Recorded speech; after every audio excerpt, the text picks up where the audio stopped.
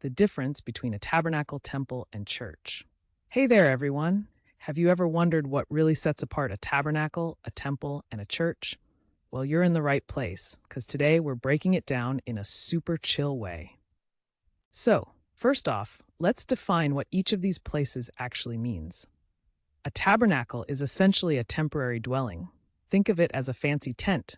It was used by the Israelites in the Old Testament while wandering in the desert. Now, a temple is a bit different. It's more permanent, like an everlasting home dedicated to worship, such as Solomon's temple, which was a big deal back in the day. Lastly, we have a church. This one's pretty cool. Churches are where people gather to practice their faith today, and they come in all shapes and sizes, from cathedrals to simple community buildings. Now let's talk about what makes them all unique. First off, the physical structure.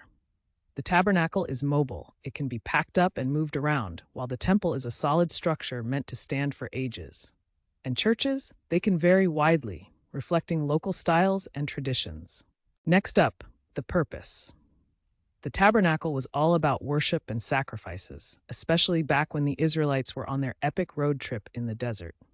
Temples became the go-to places for worship and were considered sacred spaces. On the other hand, churches focus on community gatherings and personal spiritual growth. Basically, it's where people come together to share faith and support each other.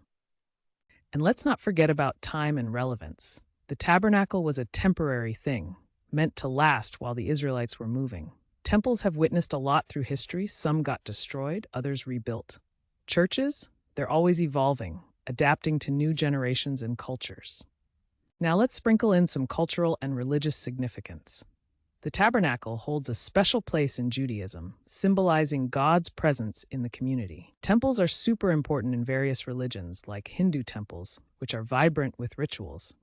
Churches, of course, are central to Christianity and can be found in almost every community worldwide.